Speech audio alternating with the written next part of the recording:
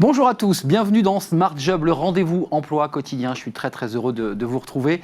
On parle de tout, on débat de tout, sans langue de bois. On va bien sûr parler dans notre cercle RH, qui est notre débat, et bien de la stratégie RH. Ça concerne évidemment tous les directeurs des ressources humaines. C'est un peu tempête sous les crânes en période de crise, en période de relance. Working Progress à la rencontre de start-up et d'entreprises, comme chaque jour, avec Jérémy Cléda. Et on parlera aujourd'hui de la marque employeur. Et puis bien dans son job, on fera un point de droit sur l'APC, très critiqué, on en parlera dans quelques instants, et puis on sera évidemment avec Benoît Serre, notre consultant Bismart, le vice-président de l'Association nationale des DRH. Mais d'abord, un point sur l'actualité avec Victoire Sicora. Bonjour Victoire. Bonjour Arnaud. 85% des DRH considèrent souhaitable le développement pérenne du télétravail dans leur entreprise. Voilà ce que révèle le rapport réalisé par l'Association nationale des DRH en partenariat avec le BCG. Un chiffre fort qui montre que les lignes ont bougé sur les nouveaux modes de travail et notamment le télétravail.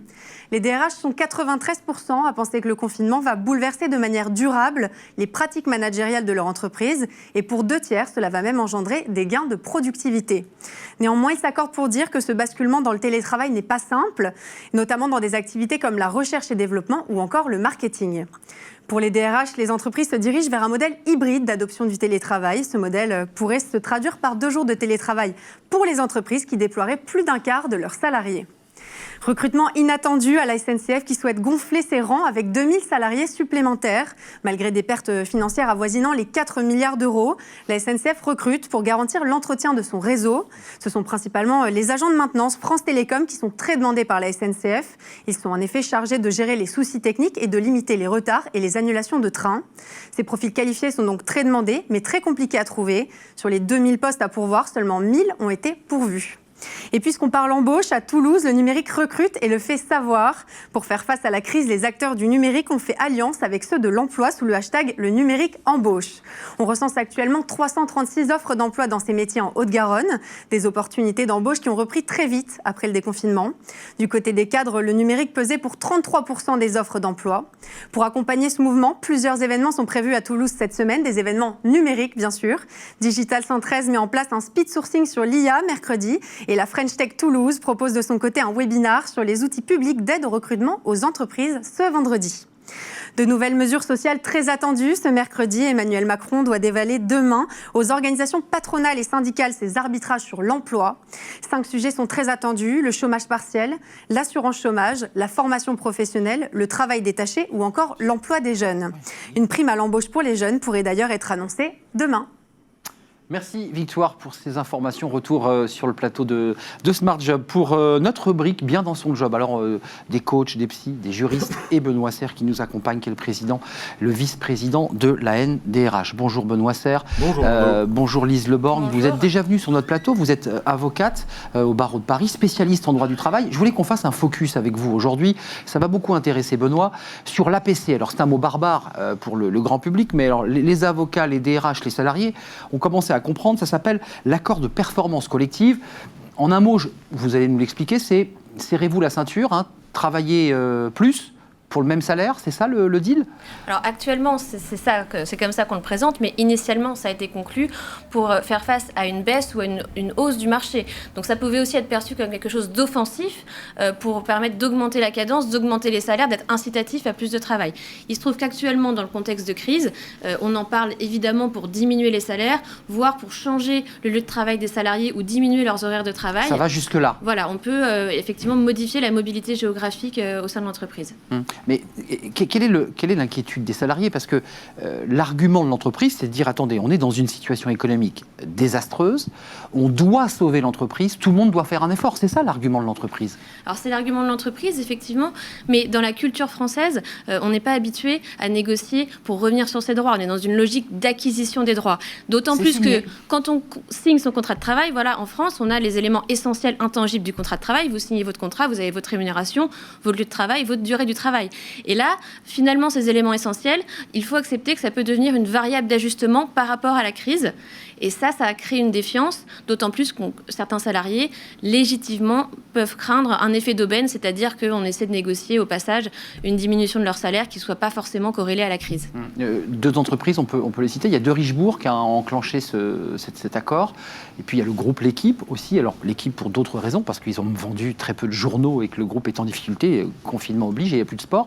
Comment ça se passe ? Alors, ça peut être conclu dans tout type d'entreprise avec les délégués syndicaux. Là, effectivement, chez De Richebourg, ça a été signé le 12 juin. Et eux, on voit qu'ils ont été quand même assez incitatifs. C'est-à-dire, par exemple, pour la mobilité géographique, on n'est pas sûr vous acceptez un déplacement de votre lieu de travail ou vous êtes licencié. C'est des mesures financières incitatives à un changement. On encourage. Voilà, une prime au déplacement. Et effectivement, sur la suppression de certains avantages, notamment le 13e mois pour certains cadres, ça a été limité dans le temps. Et puis, il y a aussi une clause de meilleure fortune qui a été prévue. En cas de retour à une meilleure profitabilité, l'accord sera revu. Et ça, c'est vraiment une des mesures incitatives qui est prévue par le Code du travail, mais qui reste facultative, mais qu'on peut vraiment inciter les entreprises à mettre en place pour éviter cette défiance. Vous êtes passionné par ce sujet, parce que quand vous étiez à la Massif, DRH, l'APC n'existait pas, mais vous aviez, vous aussi, enclenché un processus de négociation allant vers un temps de travail augmenté. Oui, enfin, à la Massif, à l'époque où j'étais DRH de la Massif, c'était il n'y a pas très longtemps, il y a 2 ans, c'était effectivement, on avait négocié un nouveau modèle social pour remettre un petit peu d'équilibre l'intégralité des textes. Parce que ce qu'il faut comprendre, c'est que dans beaucoup d'entreprises, vous avez des réglementations sociales, des statuts sociaux qui se sont faits par sédimentation et qui, avec des règles et qui ont été créées à une époque où les circonstances n'étaient pas les mêmes. Alors, pour revenir sur l'APC, c'est un outil qui est sorti des ordonnances de 2017, avec de Muriel Pénicaud, qui a une vertu, c'est-à-dire qu'il demande et il donne la capacité à l'entreprise et à ses représentants du personnel de trouver des solutions sur le terrain, puisqu'un APC, il s'applique à une entreprise. C'est sur une entreprise. Voilà, la difficulté qu'il peut avoir à négocier et surtout à signer, c'est qu'effectivement, ça baisse les droits ou ça modifie les droits des salariés pendant un temps, 5 ans maximum. C'est ça, c'est temporaire, il faut bien le préciser. Mais justement, c'est pour ça qu'on doit sans doute le lier avec les conditions du retour à meilleure fortune, et je trouve toujours intéressant d'avoir une approche un peu plus haute des choses et de dire, dès lors qu'un APC permet de retrouver de la rentabilité, il faut que cette rentabilité, les salariés y aient un avantage. Et cet avantage, ça ne peut pas être que retrouver leur salaire d'avant. Mais donc, ça doit jouer sur les politiques d'intéressement, sur les politiques de participation, d'association des collaborateurs au capital d'entreprise, éventuellement. On partage les gains. Et ça crée un équilibre. Et ça a un énorme avantage, c'est que les salariés comprennent que l'effort qu'ils font est pour sauver leur entreprise et ils ont un retour, parce que sinon le retour il est limité à l'actionnaire et au chef d'entreprise, ce qui est un petit peu délicat. Et dans ce cas-là, ça permet de signer des choses. À la Massif, on avait rééquilibré avec les politiques de participation et d'intéressement ce qu'on demandait sur le temps de travail en particulier. Ce qui permet de mieux accepter, en tout cas, l'augmentation du temps de travail, parce qu'on partage les bénéfices, en tout cas les résultats positifs de l'entreprise. Exactement. Vous évoquez les clauses contrepoids, ça peut être ça, les clauses contrepoids, ça veut dire que une mesure qui paraît un peu violente et brutale peut être adoucie, c'est ça? Évidemment. C'est-à-dire qu'on a d'une part effectivement les clauses de retour à meilleure fortune qui permettent de limiter dans le temps, voire de changer du tout au tout si on a vraiment une augmentation du chiffre d'affaires. Et puis surtout, on peut prévoir d'associer les actionnaires, les dirigeants salariés et les mandataires aux efforts collectifs pour que, de manière proportionnée, eux aussi participent à l'effort collectif. Et donc, ça peut inciter les salariés à adhérer au dispositif. Et puis, on peut aussi, outre la limitation dans le temps de l'accord, prévoir des meilleures modalités d'accompagnement des salariés visés, parce que là, en l'espèce, si on refuse cette modification, oui, c'est ce que je voulais vous demander. On est licencié. On est licencié. On est licencié. Ce n'est même pas un licenciement pour motif économique, c'est un licenciement qu'on appelle sui generis, et on applique le licenciement classique, c'est-à-dire un préavis, l'indemnité de licenciement. Il y a un abondement sur le compte personnel de formation, mais en revanche, on n'a pas les mesures d'un plan social. C'est ça aussi qui suscite une grosse frayeur au sein des entreprises. Or, l'employeur, quand il négocie son APC, il peut lui prévoir de verser une indemnité supralégale et de mieux accompagner les salariés. C'est ça, de faire un effort. Juste d'un mot, parce qu'il y a eu les résultats des citoyens réunis autour des questions de climat. Excusez-moi, on parle de l'APC, on en parle d'ailleurs très bien, vous en parlez fort bien. Puis il y a en même moment des citoyens qui ont sorti de leur chapeau l'idée qu'il fallait travailler 28 heures. Enfin, je veux dire, vous voyez, il y a une sorte comme ça de croisement entre ce qu'on se dit sur ce plateau, d'entreprise qui dit il va falloir travailler plus, puis des citoyens qui disent non, il faut revenir en arrière, il faut bosser 28 heures. Ça, c'est un vieux débat. Hein. Oui, c'est un vieux débat, mais ça date c'est de sorti 97. Alors, ça n'a pas été validé. Avec par les 35 heures. Une organisation syndicale revendique depuis très longtemps les 32 heures, voire les 28 heures. Bon, c'est pour répondre à l'idée qu'avait développée Bruno Le Maire. Je ne suis pas sûr qu'il attendait cette réponse-là, sur le travailler tous. Mais malheureusement, l'examen des 35 heures avec le recul démontre que le fait que baisser le temps de travail n'étend pas le nombre de travailleurs. Donc, je ne suis pas certain, mais j'ai vu qu'effectivement, ça faisait partie des propositions. On verra ce que le gouvernement retiendra des propositions de la Convention pour le climat. Oui, non, mais c'est juste une insiste, parce que l'actualité vient heurter cette question. Qu'est-ce que vous disent les chefs d'entreprise avec lesquels vous travaillez? Parce que vous êtes probablement confrontés en tant qu'avocate. Il y a une inquiétude ou il y a une volonté d'utiliser le dispositif? Est-ce que vous avez le sentiment, vous, l'avocate, que on va utiliser de plus en plus l'APC? Alors moi, je travaille majoritairement avec des startups, donc avec des entreprises aussi qui n'ont pas de délégués syndicaux. Donc elles savent que voilà, on va être avec, en frontline avec les salariés. Et actuellement, ce qui est attendu avant en fait de négocier un accord de performance collective, c'est vraiment d'être rassuré sur le nouveau dispositif d'activité partielle pour en fait voir les avantages et les inconvénients, puisqu'on parle là de réduire le temps de travail à 28 heures, mais de fait, actuellement, le temps de travail il est réduit dans les entreprises par l'activité partielle, avec une activité partielle qui n'est pas totale, mais qui est c'est typiquement dans les restaurants, qui peut être à mi-temps. C'est transitoire, Lise Le Borgne. On va repartir après à des horaires normaux. C'est transitoire, et donc il y a pour l'instant une certaine attente. Il y a les premiers qui ont négocié les accords de performance collectif, qui sont ceux qui se lancent, et puis les plus petites entreprises attendent encore. Merci à vous. Merci Benoît Serre. On reviendra sur ce sujet de l'APC parce qu'on va le suivre sur ce plateau. C'est un sujet d'inquiétude et de réflexion pour les chefs d'entreprise. Merci Lise Le Borgne, vous êtes avocat au barreau de Paris, spécialiste en droit du travail. Et puis merci à Benoît Serre que je retrouve demain et très bientôt avec grand plaisir. Merci. Tout de suite notre rubrique Working Progress à la rencontre d'entreprises, de start-up. On vient d'en parler. C'est tout de suite.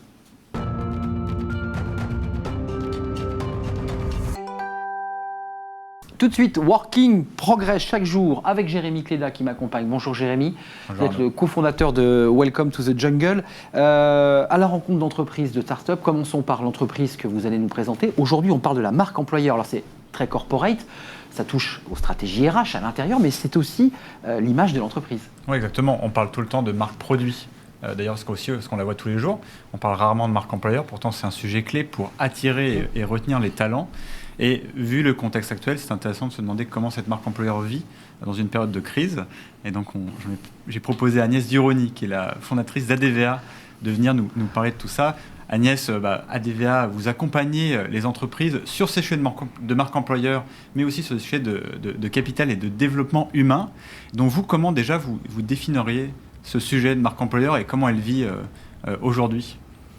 Alors, marque employeur, je l'ai redéfinie il y a quelques années à travers 3 dimensions. La première, c'est l'identité, ce qu'est l'entreprise, réellement, sa culture, ses valeurs, puisque toutes les entreprises sont vraiment uniques. Et ensuite, avec 2 dimensions, donc l'interne, en particulier toutes les politiques RH à travailler, et puis la dimension externe avec tous les enjeux de réputation et de e-réputation. Alors aujourd'hui, cette marque employeur, elle est d'autant plus à travailler qu'on vient tous de se déconnecter pour les raisons que vous connaissez dans le cadre hélas, du Covid. Enfin, tous déconnectés, oui, plus ou moins. Plus ou moins. C'est vrai, vous avez raison, il y a des métiers... ou trop connectés. On s'est trop connecté, il y a plusieurs cas de figure, mais c'est vrai que soit on a été déconnecté en tout cas de la relation humaine, pour ceux qui n'avaient pas des métiers de première nécessité, hein, évidemment. Aujourd'hui, il faut remettre encore plus ce lien social, ce capital humain, en tout cas, qui... ADVA arrive dans l'entreprise. Vous arrivez, vous faites quoi? Moi, je vous comparais un peu à un médecin. Vous prenez le stéthoscope, vous faites un diagnostic. C'est ça. Et vous voyez où l'entreprise réagit mal, les points faibles. Puis ensuite, vous vous expliquez la stratégie que vous allez développer. On regarde exactement, c'est exactement ça. On fait un diagnostic, on regarde qui est l'entreprise. Je suis très attachée en fait au métier de l'entreprise, donc on vient à plusieurs et on commence à regarder ce qu'est l'entreprise. Et puis ensuite, on propose des plans d'action et des solutions.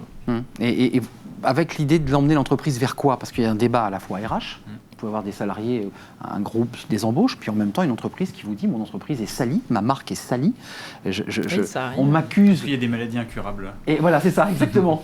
Je suis plutôt optimiste, donc j'ai envie de dire non. J'ai envie de dire on arrive toujours à trouver des solutions. Vous soignez tout le temps? Oui, on soigne tout le temps, parce qu'à partir du moment où vous mettez des actions dans une entreprise, il se passe quelque chose. Donc si en plus vous avez un dirigeant qui porte le projet, qui est sponsor du projet, il y a toutes les chances d'y arriver. Et d'ailleurs, avec la situation actuelle, on dit souvent que quand tout va bien, c'est facile d'être présent. Là, en ce moment, les choses sont un peu plus compliquées, donc l'entreprise aussi doit être présente là. Comment faire justement pour que l'entreprise elle arrive à accompagner ses salariés dans des périodes plus difficiles? On parle parfois de plan de licenciement, enfin, la situation elle est compliquée. Parce qu'on sait que la manière dont l'entreprise va agir aujourd'hui va avoir un gros impact sur sa marque employeur et sur sa capacité après à recruter les talents l'année prochaine ou dans 2 ans, etc. Comment faire pour gérer ça au mieux? Qu'est-ce que vous leur conseillez? L'entreprise, donc, elle a vécu des choses différentes. Hein. Il y a eu des entreprises qui ont très bien vécu la crise du Covid, qui ont même fait plus de croissance que l'année dernière. Dans certains secteurs. Il y a des secteurs qui, hélas, sont en grande difficulté, comme le tourisme, l'hôtellerie, où là, tout est profondément ralenti. Et puis, il y a des secteurs où, hélas, il va y avoir des plans sociaux, voire des fermetures d'entreprises. Donc, en fonction de ça, déjà, les conseils sont différents.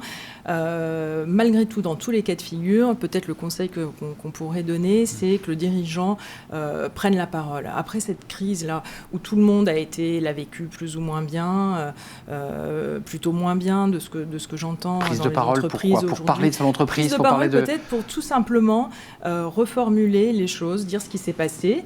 Est-ce que ça s'est bien passé? Est-ce que ça s'est mal passé? Même dans tous les cas de figure, si vous fermez l'entreprise, il faut expliquer aux salariés. Bien sûr, bien sûr. De la pédagogie, donc. De la pédagogie, à la fois en interne mais et en externe. peut-être tout simplement, moi je crois beaucoup aux fondamentaux, je crois qu'il faut revenir à des choses simples et basiques. Le dirigeant prend la parole, il explique. Si vous êtes dans une phase de croissance, j'ai envie de dire c'est magnifique, il a que des choses positives à raconter, et alors là c'est vraiment une très très belle opportunité pour réunir ses collaborateurs. Si c'est une situation plus complexe, il faut partager ça aussi avec des collaborateurs qui à un moment donné vont vous aider aussi à remonter la pente. Et si vraiment c'est le cas le plus dramatique, vous fermez, la vie continue, malgré tout. Vous allez peut-être revoir vos collaborateurs, ils vont parler de vous. C'est ça qu'on raconte d'ailleurs quand une histoire d'entreprise se termine. Des années après, on parle très rarement de chiffres. On raconte l'émotion, le choc. Y compris quand on est dans des activités de commercial, de vente, 5-6 ans après, si vous êtes dans un dîner ou dans un déjeuner, très rarement vous allez raconter le chiffre d'affaires que vous aviez développé, sauf si vous êtes vraiment, si la personne est vraiment intéressée par ça, on parle de mais vous allez... l'émotion qui s'est dégagée de... Vous allez raconter des histoires humaines, ce que vous avez vécu avec votre patron, ce que vous avez vécu avec vos collaborateurs, et avec une dimension émotion, en effet, très très forte. C'est vrai que ce qui ressort en tout cas de ce que demandent les gens, c'est... plus de transparence et de sincérité en fait dans les discours. Et ça, comment vous... je pense qu'il y a certains dirigeants qui se disent c'est pas forcément... Un peu embarrassé avec ça. Oui. Ouais. Qu'est-ce que je fais encore plus quand c'est compliqué? Comment vous les accompagnez pour franchir ce cap? Et puis surtout, à quel moment vous voyez que en fait, de ce moment-là, ça transite vers aussi des collaborateurs qui commencent à parler de l'entreprise, qui créent en fait des candidatures parce qu'on enclenche un peu ce cercle vertueux. Qui crée une dynamique finalement. Ce qu'on observe aujourd'hui, c'est qu'il y a de plus en plus de dirigeants en fait, qui sont conscients de ça, qui sont conscients qu'on ne peut plus rester totalement, que l'entreprise ne peut plus rester totalement opaque, qu'il doit prendre la parole, qu'il doit s'exprimer, qu'il doit être plus proche de ses collaborateurs. Donc ça facilite. Et quand c'est pas le cas, parce qu'on est encore dans des modèles très pyramidaux, avec du management directif, où effectivement le dirigeant n'est pas toujours conscient, ou les dirigeants, il n'y a pas que le dirigeant, il y a toute son équipe de COMEX ou CODIR qui parfois n'est pas non plus toujours très conscient de ça. Et donc là, il faut progressivement amener le sujet. C'est un travail de psychologie là. Très souvent. Ouais, c'est subtil. Et on le fait. Là, il faut des semaines, des mois. Et puis, à un moment donné, il y a des déclics qui se passent dans la tête des... Mais c'est de la psychologie, c'est vraiment de la finesse. Et c'est ça, c'est de la finesse. C'est peut-être aussi, vous parliez d'un médecin, c'est peut-être ça aussi, c'est avoir peut-être cette finesse d'écouter certains mots, rebondir. Expérience, c'est parce qu'aussi on fait ça tous les jours ou presque. Donc après, Il nous reste peu de temps, mais l'e-réputation, c'est un sujet qui tarabuste pas mal les entreprises, parce que c'est quand même la marque, l'entreprise est souvent chahutée par des ONG, par des organisations, par une forme de radicalité. Comment vous faites là, en quelques mots ? Donc c'est vrai qu'on ne peut plus se cacher en fait, derrière tout ça. Tout est devenu, on est dans un monde qui est complètement transparent. Une fois de plus, revenons à des choses basiques. Écoutez ses collaborateurs. La réponse est souvent dans ses équipes, parce que quand vous parlez d'ONG, etc., ou de crise, je ne sais pas si vous faites allusion à des bad buzz, mais... Si, par exemple. Si, ou même nous, on avait pas mal de dirigeants chez Welcome Journal qui nous demandaient comment on fait Si par exemple on a dû licencier des personnes en 2020, ça va mal, ça reprend en 2021, comment on fait pour recréer vous voyez, de l'engouement pour la marque, d'ailleurs pour mon produit parce que c'est ce que je vends en premier, mais aussi de gens qui vont dire oui bah tiens ça vaut le coup de retourner, regarder ce qu'ils proposent et de repostuler dans l'entreprise. Ouais. C'est vrai que beaucoup sont stressés par comment je recrée. Comment je relance la machine. Comment on recrée la l'envie dynamique. de l'intérêt, Comment on crée ouais. la dynamique. Une fois de plus, en écoutant ses collaborateurs, en écoutant, en imposant peut-être moins de choses. On a beaucoup parlé de télétravail, donc peut-être en faisant en sorte que le télétravail Plus de liberté. va être souhaité plutôt que imposé, parce que si vous imposez du télétravail à tout le monde, même si c'était quelque chose qui avait été plutôt bien perçu au début de la crise, dès qu'on commence à dire voilà maintenant ça va être comme ça, parce que économie de locaux, etc., c'est toujours moins facile. Le télétravail. C'est moins facile à intégrer. Ouais, on en le parle télétravail. Merci d'être venu avec nous. Je précise que ADVA, ça veut dire la vie. C'est la vie. La vie. Voilà, c'est important de signaler les acronymes d'entreprise. Toujours passionnant de savoir comment on a inventé le nom. Jérémy, on reste ensemble. Merci d'être venu sur notre plateau nous parler de la marque employeur et de votre diagnostic du docteur. On passe tout de suite à Travailler demain. C'est tout de suite.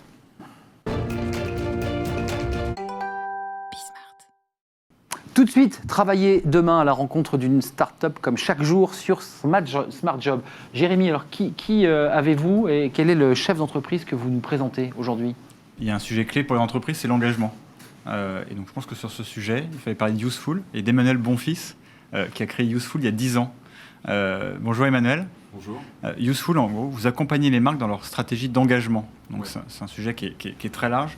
Donc vous les aidez à prendre position, à affirmer une raison d'être, à défendre une cause. Enfin, c'est très varié. C'est sûrement un sujet critique, et notamment cette année, puisqu'on l'a vu, il y a beaucoup quand même de sujets en cours qui sont clés pour les hommes et aussi pour les marques. Alors concrètement, comment vous faites pour amener des entreprises qui se posaient, par exemple, ils ne se posaient pas forcément la question avant, à les amener sur ce terrain ? Alors pour une entreprise qui ne se posait pas la question avant, c'est un processus qui peut être assez long aussi parce qu'on parle de transformation en fait, des mentalités, finalement transformation de l'entreprise, transformation de différentes choses. Il faut quand même qu'il y ait des porteurs au sein de l'entreprise. Il faut que l'entreprise se pose la question d'une manière ou d'une autre, par exemple à un dirigeant qui est porteur, ou bien alors il faudrait que certains de leurs publics clés, posent la question. En fait. Il faut que la question vienne de quelque part. Nous, on a un biais d'autorité parce qu'on vient de l'extérieur, donc forcément, il y a un biais cognitif, mais il n'est pas suffisant à faire bouger une grosse organisation comme une entreprise. Donc c'est vrai qu'actuellement, par exemple, le moment est parfait, puisque les enjeux sociétaux sont au cœur de toutes les émissions, de tous les sujets. Ligne de crête, on peut basculer, on peut réorienter là. On peut aussi partir dans tous les sens, d'ailleurs. Oui, donc vous les cadrez. C'est important aussi, oui, de choisir le bon chemin. Les engagements, notamment, qui sont un peu les piliers sur lesquels on va construire l'engagement des autres envers soi.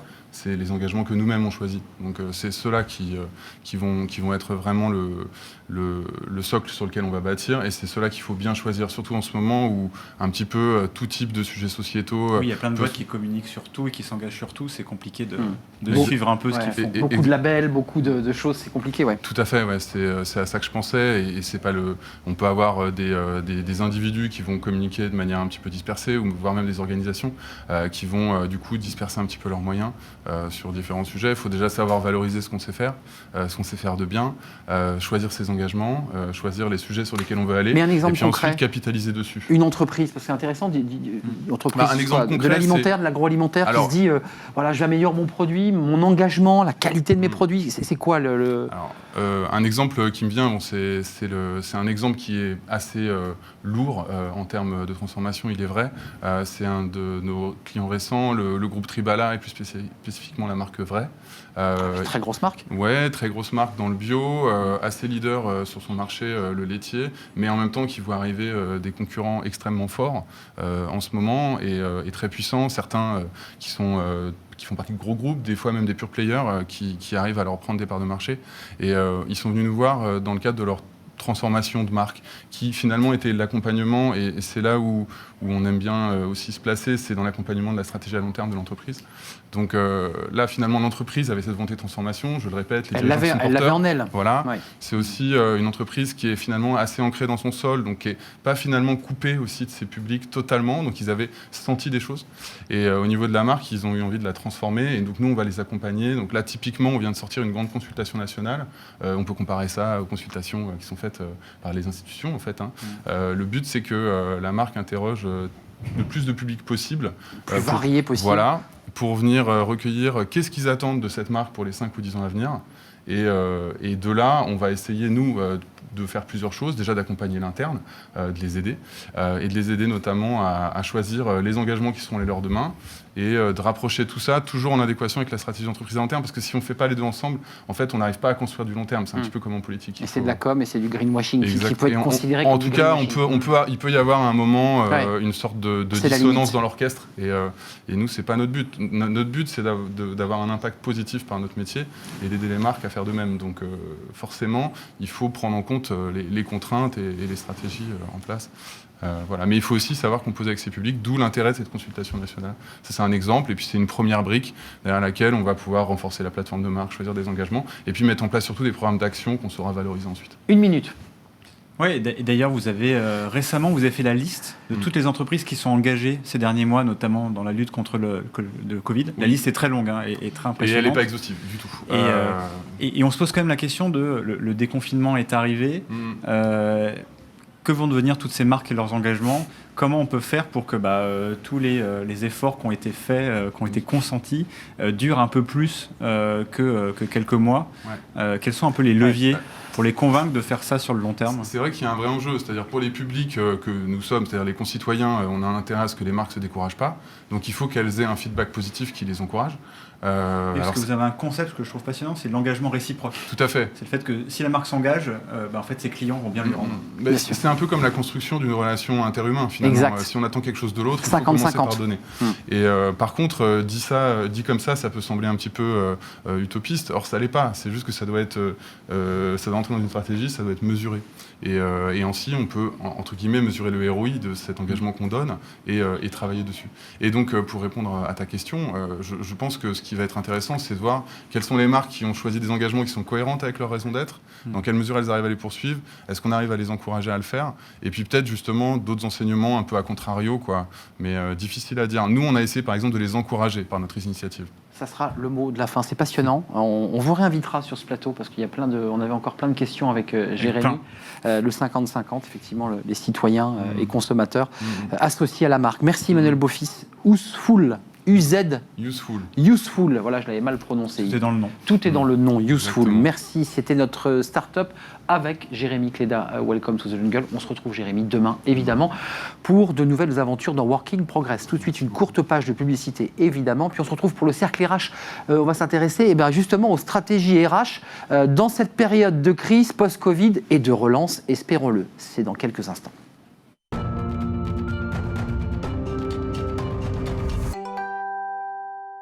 Place à notre débat, le cercle RH avec mes invités. Je vous les présente. On va s'intéresser à ce qui se passe dans la tête. Alors c'est bien compliqué de savoir ce qui se passe dans la tête des DRH, mais on va essayer de s'intéresser aux stratégies RH dans un contexte post-Covid, contexte de relance, mais aussi contexte difficile sur le plan économique.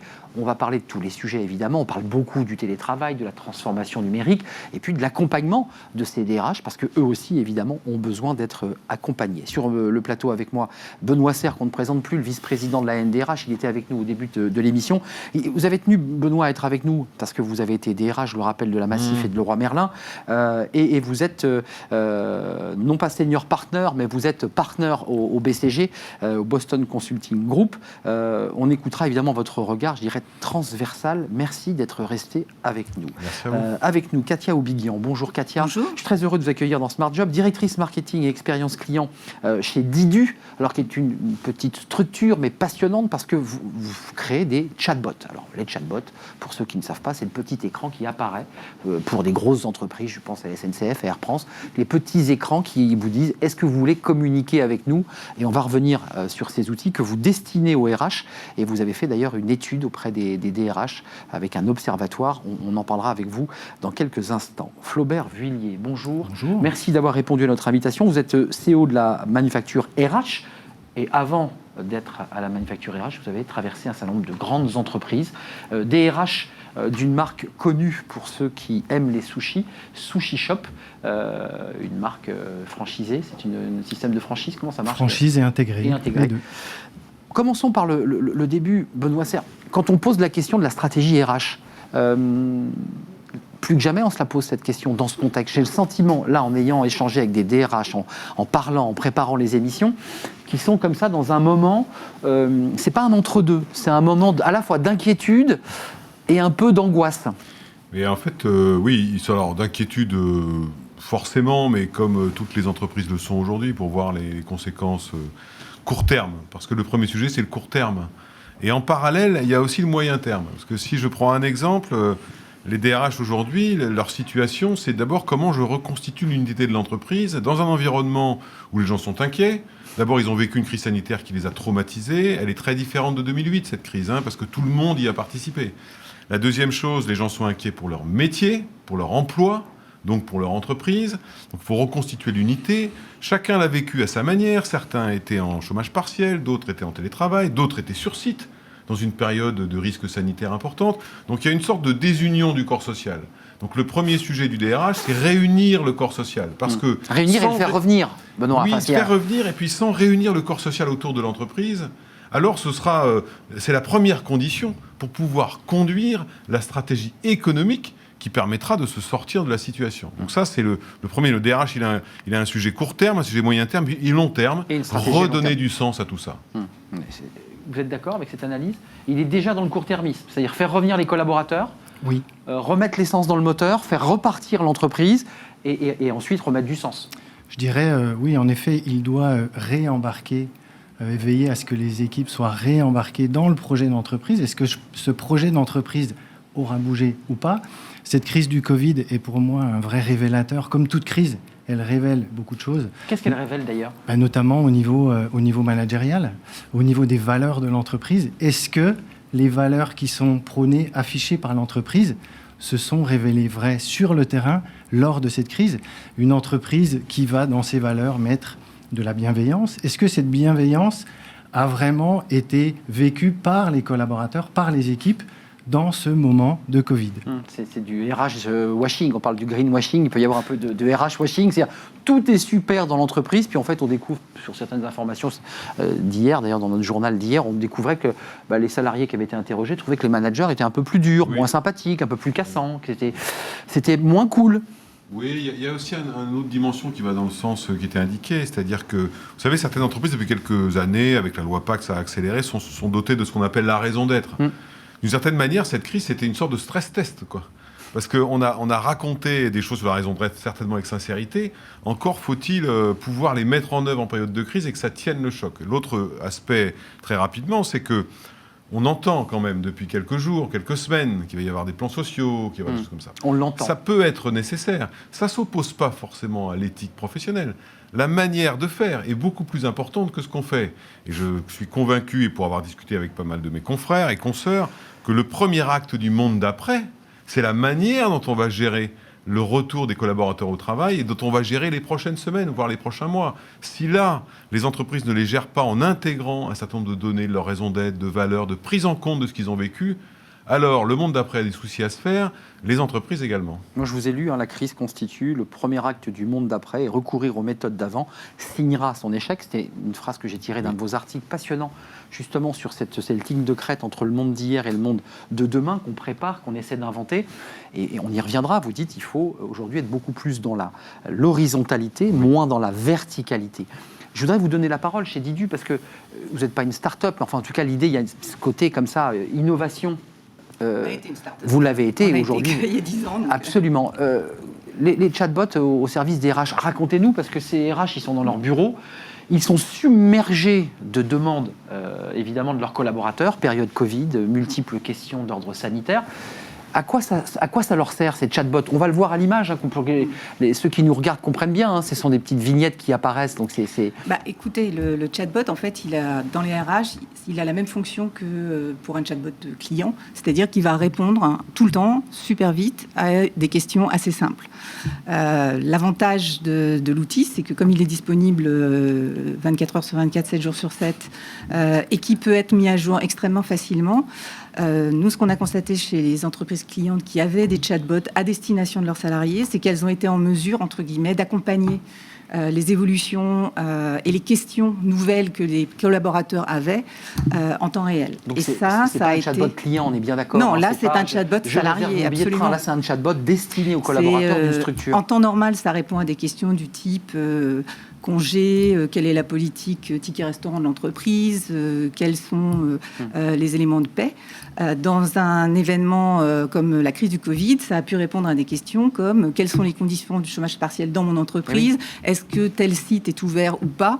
Et donc, ça a apporté des réponses en temps réel, entre guillemets, à l'évolution de ce qui se passait au sein de la structure. Vous me disiez que c'était aussi une manière pour le RH de pouvoir se reconcentrer sur, je dirais, presque son cœur de métier, parce que quand il est sollicité par des interférences, qui n'en sont pas d'ailleurs, mais il est obligé de répondre, et donc il ne peut plus trouver le souffle ou la respiration. Vous êtes d'accord? C'est un outil utile quand même. Mais c'est d'autant plus utile que vous disiez tout à l'heure, on ne parle pas des clients. On parle des clients internes, que sont les collaborateurs auprès de la DRH.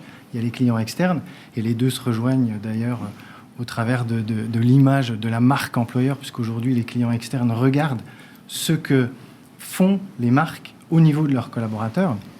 C'est vrai qu'un outil comme un chatbot permet déjà, aujourd'hui on le voit toutes et tous, quand on se connecte à un site, il y a toujours un chatbot.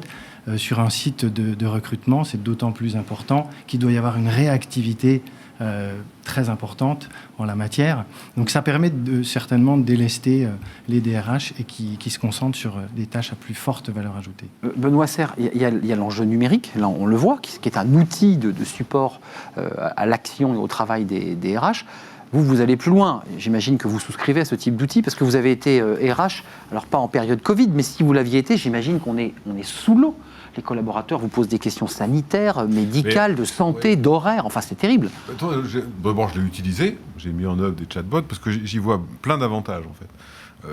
3 avantages essentiels. En fait, le premier, c'est que les salariés vivent dans leur vie avec un système qui leur répond. Et vous savez qu'on a un sujet depuis longtemps, c'est que les salariés, quand ils vont dans leur entreprise, ont l'impression de reculer de 10 ans.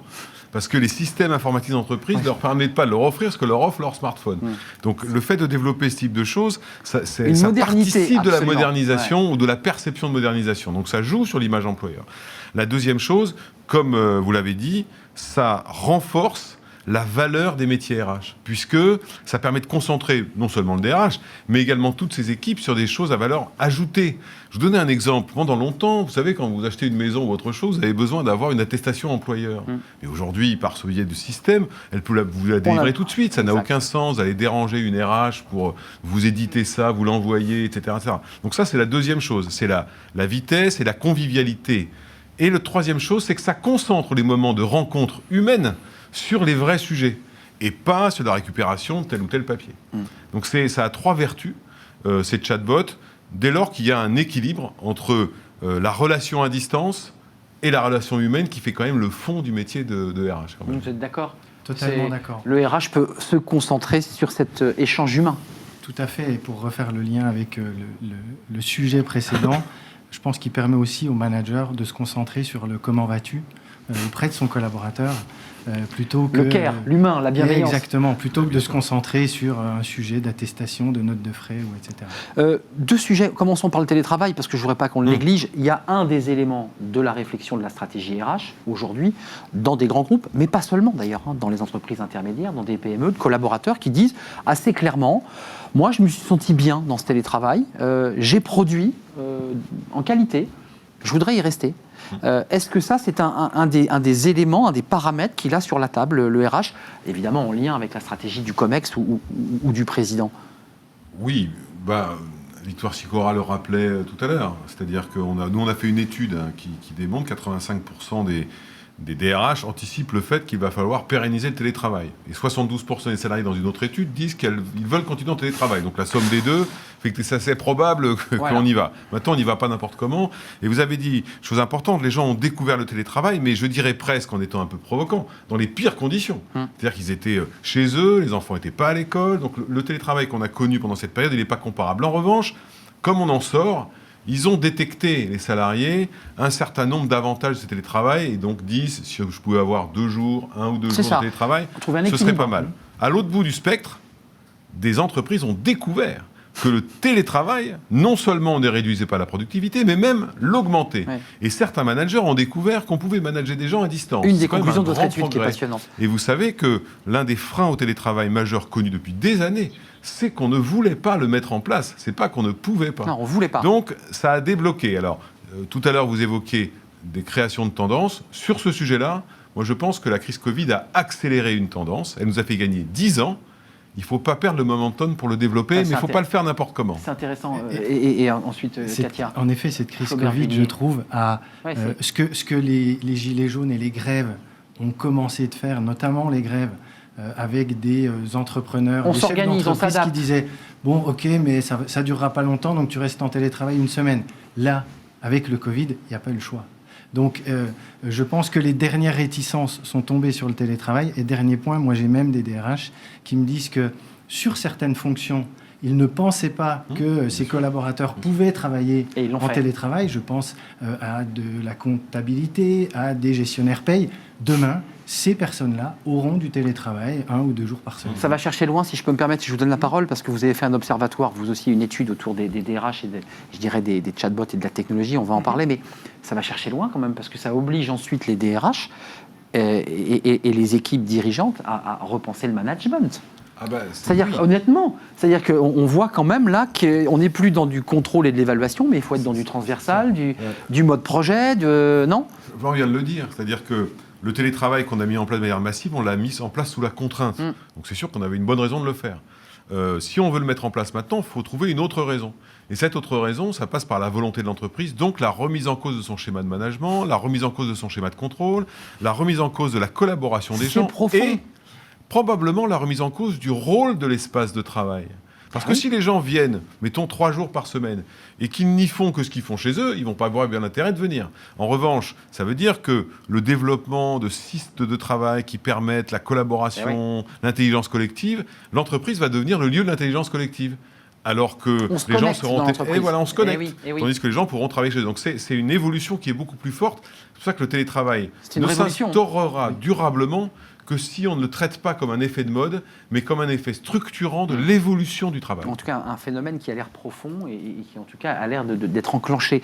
Katia Oubiguian, sur cet observatoire que Didier a fait, dites-nous, quelle était d'abord la question que vous leur posiez et qu'est-ce que vous en avez tiré de ces résultats ? C'était la deuxième vague. Donc, on fait des études depuis 4 ans.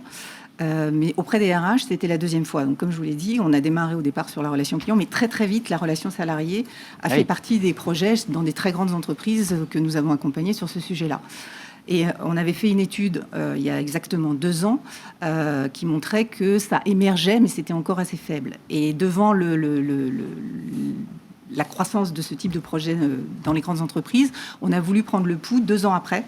Avec une partie qui était des questions identiques. Il s'est trouvé que le terrain était prévu au moment de la crise. Pendant le Covid. Donc on a été assez opportuniste, on a rajouté une question sur l'utilité des chatbots en période de crise. Là, c'est pas bête. Et en l'occurrence, parmi les entreprises utilisateurs, à 70%, ils ont déclaré que c'était plus utile qu'en temps normal, 25% en temps normal, et donc une infinité de ces répondants a estimé que ce n'était pas utile. Pour le reste, on leur a posé des questions sur leurs attentes, sur leur niveau de satisfaction, et force est de constater qu'en 2 ans, il y a eu des progrès assez phénoménaux, puisque ne serait-ce que la connaissance des chatbots a bondi de 38 points. Les attentes sont extrêmement claires. Ça rentre dans les mœurs. Ça rentre dans les mœurs. Les DRH savent exactement quoi en attendre, c'est-à-dire que la première fonction, c'est d'abord de répondre aux aspects organisationnels. Questions pratiques. Voilà, mais la gestion de crise arrive très très vite derrière, le support aux formations arrive très vite, le support à la mobilité interne arrive très vite, et en fait il y a et satisfaction salariée. Alors, c'était une étude auprès des services RH. C'est intéressant de savoir aussi comment le salarié, lui, a vécu cette relation virtuelle. Nos clients, ça, ils le mesurent. C'est-à-dire que dans nos outils, vous avez des statistiques où en permanence, déjà, vous regardez le nombre de conversations qui sont répondues, celles qui sont positives. Donc, vous pouvez estimer qu'un client ou un salarié qui a la réponse à sa question, qui en plus déclare qu'il est satisfait, a priori, c'est autant d'appels évités à des personnes pour des questions à faible valeur ajoutée. Et puis, en regardant les conversations, les utilisateurs ont aussi envoyé des signaux au DRH. C'est-à-dire qu'au début de la crise, on a certains de nos clients qui se sont rendus compte qu'il y avait plus de conversations en échec que d'habitude. Et tout simplement parce qu'ils n'avaient pas encore les réponses aux questions qu'avaient les collaborateurs. Donc, c'est un moyen. Parce que l'État n'avait pas encore décidé d'une date de fermeture ou d'ouverture. Et donc, c'est un outil qui peut être extrêmement réactif, non seulement pour apporter les réponses au fur et à mesure, mais aussi pour repérer un certain nombre de signaux faibles, potentiellement dans l'entreprise. Et c'est extrêmement réactif, à la fois dans ce que sentent les collaborateurs, mais aussi dans la manière dont l'entreprise peut y répondre. Passons du numérique, c'est-à-dire des outils de support au RH, à une réflexion, on l'évoquait, modification des espaces de travail, modification de la manière dont on va travailler dans l'entreprise. On va plus loin, puisque vous allez plus loin. Vous dites, si on n'utilise pas cette crise pour faire participer plus le salarié, participation, actionnariat, transversalité de la prise de décision, c'est un échec. Vous qui prenez un peu le pouls, et évidemment Flaubert Vullier, est-ce qu'on est parti sur une crise qui va durcir la relation sociale, pour le dire un peu simplement, ou est-ce qu'on est dans une crise qui va réouvrir d'autres horizons ? Qui veut répondre ? C'est une question fondamentale. Allez-y, bon, très bien. Non, c'est très difficile de vous dire comment ça va se passer. On n'a pas de boule de cristal. J'en sais rien. Parce que ce qu'on sait simplement, c'est que cette crise aujourd'hui, tout le monde l'a vécue. Et donc, tout le monde ayant été associé à la crise, tout le monde s'attend plus ou moins à être associé à sa sortie de crise. Ça, c'est le premier point. Donc, la question du management, de l'association des collaborateurs, d'une manière ou d'une autre. Déterminante. Va être quand même très, très déterminante. Et puis, la deuxième chose qu'on sait globalement quand même, c'est que la tension sociale, il faut le reconnaître, en France, avant la crise, était très élevée. Bien sûr. Et que par conséquent, elle ne demande qu'à repartir. Quand le ministre de l'économie nous annonce, il y a une dizaine de jours, qu'on va avoir 600 000 chômeurs de plus, on ne va pas le faire comme ça. Donc ça veut dire que la dimension humaine et la manière dont les entreprises vont gérer tout ça va être extrêmement déterminante. Soit on intègre le fait que des entreprises vont devoir malheureusement faire des plans sociaux pour se sauver elles-mêmes et donc sauver les emplois qui vont avec. Mais je crois qu'il y a des sujets qui doivent pouvoir se faire de manière propre et construite et associée et expliquée. La transparence, la confiance et l'honnêteté sont quand même des mots très importants quand vous négociez des choses difficiles. Vous êtes très attaché évidemment à ces valeurs, parce que ce sont des valeurs que vous évoquez. Vous êtes d'accord ? Vous, à travers les clients que vous rencontrez, dans les angoisses, les crises, les réflexions, vous avez le sentiment qu'ils sont ouverts à partir vers cette réflexion, je dirais dans le care, dans la bienveillance, dans l'idée qu'on accompagne, ou est-ce que la précipitation, la crise peut créer des situations brutales ? Moi, dans les clients avec lesquels je discute beaucoup, l'option est plutôt de faire de cette contrainte une opportunité. C'est d'arriver à créer quelque chose de nouveau. Alors attention, et je dis toujours attention à une chose, c'est lorsque, vous disiez tout à l'heure, on associe les collaborateurs, lorsqu'on leur demande leur avis, il faut qu'il y ait un retour. Et il ne faut pas juste demander pour demander, il faut derrière mettre en place ou pas et expliquer pourquoi on ne met pas en place. Pourquoi on le fait ou pourquoi on le fait pas. Exactement. Mais je pense que c'est vraiment à ces deux niveaux que se joue la stratégie RH de l'après-Covid. On a juste le temps, le dialogue social, parce qu'il y a un débat sur les branches, c'est très technique. Pour ceux qui le suivent, il y a un travail sur les branches, mais il y a aussi un dialogue social qui se fait au sein de l'entreprise. On l'a vu tout à l'heure avec l'APC. On le revoit, ce dialogue social, certains disent c'est trop lent, on n'a pas les bons interlocuteurs, l'entreprise met un temps fou à avancer. Oui, on reste sur le modèle social typique, classique. Non, mais dans le cadre du dialogue social. Alors, le dialogue social pendant la crise, il a été extrêmement intense. Il ne faut pas perdre de vue, ça a été extrêmement intense. Après, c'est vrai qu'on rentre dans une nouvelle phase et qu'aujourd'hui, le dialogue social, il est quand même structuré par les textes, le gouvernement et les organisations syndicales. Donc, si les entreprises veulent bouger vite, si les DRH veulent bouger vite, si les salariés veulent bouger vite, il faudrait que les deux autres parties de l'équation aillent bien bouger vite aussi, c'est-à-dire les pouvoirs publics et les organisations syndicales. C'est vrai qu'il y a un autre acteur, c'est le pouvoir public, l'État. Oui, parce que c'est quand même eux qui font la loi. Vous en pensez quoi ? Oui. Parce que souvent on dit dialogue social, ça sert à rien, mais en même temps, le dialogue social il est très présent dans l'entreprise. Je pense que justement, durant cette crise, cette crise a mis en valeur l'importance du dialogue social. Les organisations syndicales, moi, dans les échos que j'en ai, ont plutôt joué le jeu. Et les DRH se sont aussi adaptés. D'ailleurs, des réunions se faisaient en visio, ce qui avant était difficilement entendable. Et ça a modernisé le dialogue social. Cette contrainte a créé une opportunité, peut-être un nouveau dialogue social au sortir de cette crise, sur le terrain. Après, le sujet, c'est les confédérations, c'est le débat national. C'est ce que je vous expliquais, le problème des branches, des confédérations, de la politique le débat qui s'en mêle. national, la politique, qui est nécessairement politique, vienne un peu écraser la bonne volonté qu'on a observée tant du côté des entreprises que du côté des organisations syndicales sur le terrain. Donc c'est pour ça que, par exemple, on parlait du télétravail. Première réaction, on négocie un accord national interprofessionnel qui va bloquer tout le monde.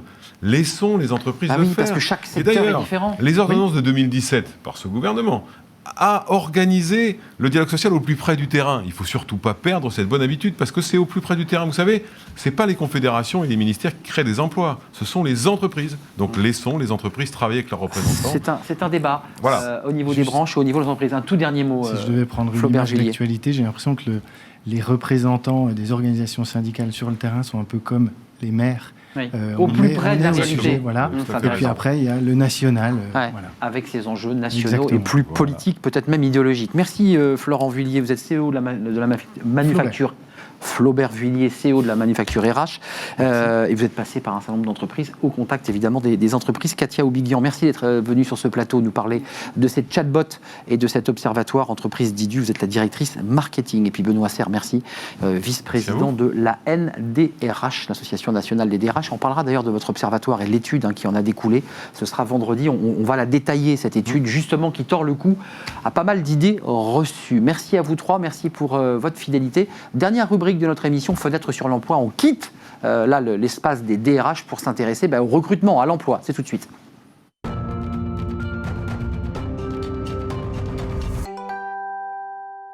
Dernière rubrique de Smart Job, Fenêtre sur l'emploi. On quitte les RH, direction l'emploi, les recruteurs. Avec moi sur ce plateau, Thierry Bismuth. Bonjour. Bonjour. Ravi de vous accueillir. Vous êtes le fondateur d'Odyssée RH. Tout à fait. Alors, vous, ça va être comme ça, une sorte de vent d'espoir, parce que vous avez, et vous allez nous l'expliquer, 5 bonnes nouvelles à destination de ceux qui cherchent un emploi. Pourquoi il y a 5 bonnes nouvelles alors que le climat est plutôt un peu morose? Eh bien justement, on va essayer d'éviter un peu les climats moroses. Moi, j'ai envie de vous envoyer de l'optimisme, j'ai envie de vous donner des bonnes nouvelles, parce qu'il y a beaucoup de bonnes nouvelles pour les demandeurs d'emploi.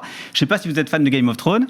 J'aime bien. Bon, il y a Littlefinger dans Game of Thrones pour tous les fans, qui est un grand stratège et qui dit « le chaos est une échelle, ça n'est pas un gouffre, le chaos c'est une échelle ». Et je crois que dans le chaos actuel, il y a une échelle, il y a beaucoup de bonnes nouvelles pour les demandeurs d'emploi. Alors vous pourrez trouver que par certaines fois, je suis dans l'observation, dans d'autres, dans l'acte de foi, mais c'est aussi important d'avoir de l'acte de foi. L'espoir, c'est une énergie.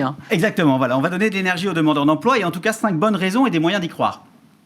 Première bonne raison, toute la France devient le terrain de jeu pour le demandeur d'emploi. C'est-à-dire que désormais, alors que jusqu'à présent, il devait toujours chercher un job qui était 30, 45, 60 minutes de chez lui. Là, il élargit exactement. La carte. Il va pouvoir aller chercher un job qui lui plaît partout sur le territoire, d'une part parce que, et vous venez de le citer sur l'étude de la NDRH, 85% des DRH ont considéré que le télétravail allait être pérennisé, voire développé. Et bien maintenant, il va pouvoir se prévaloir de ça pour aller chercher des jobs beaucoup plus loin de chez lui. Alors, si on va au plus proche, on pourrait considérer même qu'il peut aller à 200 ou 300 km de chez lui, en expliquant qu'évidemment, il va être chez lui pour travailler pendant 3 jours par semaine et qu'une ou 2 fois par semaine, il pourra quand même aller au siège et faire les 200 km. Le fameux télétravail.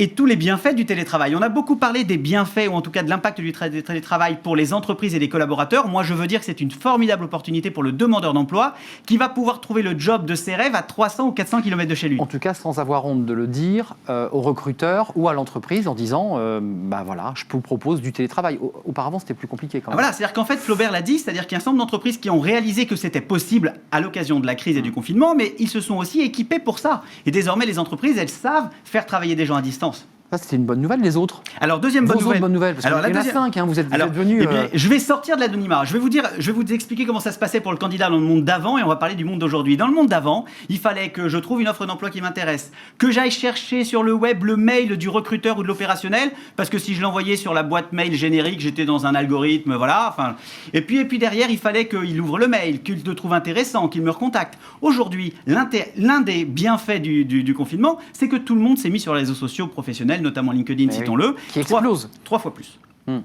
Ça veut dire que votre recruteur, votre opérationnel, il est là. Il est là et surtout sur les réseaux sociaux, il interagit. Donc si vous identifiez la personne que vous vouliez contacter mais qui ne vous aurait pas répondu, là vous allez pouvoir regarder son flux, regarder ce qu'il dit, rebondir sur ce qu'il dit. Vous n'êtes plus un CV dans le magma général, vous êtes un individu avec lequel il échange et donc finalement vous allez pouvoir créer une discussion avec lui avant de lui dire au bout de quelques échanges « Ah au fait, il y a un de tes postes qui m'intéresse ». Et de l'avoir identifié. Troisième, parce que là le temps file. Alors je me dépêche. D'accord, je me dépêche. Nouveau monde, nouveaux besoins. C'est-à-dire que on voit bien, il paraît que maintenant on va vouloir relocaliser les industries, on va vouloir consommer local, consommer bio, on va vouloir isoler nos appartements. Bref, il y a toute une série de changements dans les modes de consommation et dans les modes de travail qui vont changer également les besoins des entreprises. Et ce que je conseille, moi, aux demandeurs d'emploi, ça n'est pas d'essayer de répondre à une offre, c'est d'anticiper les changements dans les modes de consommation, d'imaginer ce que ça peut devenir pour lui comme opportunité et de postuler à des postes qui n'existent pas encore. En un mot, sentir le marché. Exactement. Sentir et même imaginer le marché, même avant qu'il n'intervienne, c'est-à-dire postuler à des postes qui n'existent pas. Et par exemple, je vais prendre un exemple et puis je vais aller vite à l'exemple d'après, mais si par exemple vous êtes dans la livraison, vous pouvez tout à fait aller voir le petit producteur de tomates ou de fruits qui est en bas de chez vous. Il avait l'habitude de passer par la grande distribution. Pendant le confinement, il a créé une offre. On passe en direct et on va lui proposer de livrer les particuliers une journée ou deux par semaine. Cinquième bonne nouvelle. Quatrième. Alors, très vite. Alors, vous allez rejoindre des innovateurs. Je vais caricaturer encore une fois à l'extrême. Dans le monde d'aujourd'hui et de celui de demain, on a d'un côté des patrons d'entreprise qui se replient aujourd'hui sur la crise, qui attendent qu'elle passe, qui vont consommer tout leur PGE en fait. Parce que comme ils vont perdre un peu d'argent tous les mois, dans 12 mois, il faudra rembourser un PGE qu'ils n'auront plus en trésorerie. Et puis, il y a les innovateurs, il y a les conquérants, il y a les entreprises qui continuent d'y croire, de développer des nouveaux marchés. Et ceux-là, ils vont avoir besoin de recruter. Ceux qui recrutent sont les bons managers, sont les managers inspirants. Donc, si vous postulez, vous serez avec un manager inspirant. 3 secondes pour le cinquième élément. Il va y avoir des tonnes d'entrepreneurs dans les années qui viennent et c'est une excellente nouvelle. On se rappelle que le nombre d'entrepreneurs a doublé à l'occasion de la crise 2006-2009. Entre 2006 et 2009, le nombre d'entrepreneurs a doublé. Pourquoi ? Parce qu'évidemment, quand on ne peut pas trouver de job, on crée une boîte et c'est génial. Eh bien, je pense que le nombre d'entreprises créées chaque année va doubler dans les années qui viennent et c'est une excellente nouvelle pour l'enfance, qui va devenir une terre d'entrepreneurs encore plus. Merci Thierry Bismuth de nous avoir fait partager votre énergie, votre engouement et vous avoir donné le sourire, vous qui cherchez peut-être un emploi, parce que tout n'est pas noir, voilà, il faut garder cet espoir. Vous revenez quand vous voulez, évidemment, Thierry Bismuth, fondateur de Odyssée RH. C'était un plaisir de vous accueillir sur le plateau. C'est la fin de Smart Job. Je vous retrouve demain, évidemment, pour de nouvelles aventures avec tous nos invités, Jérémy Cléda, Benoît Serre et tous les autres. D'ici là, restez fidèles à nos programmes et à demain.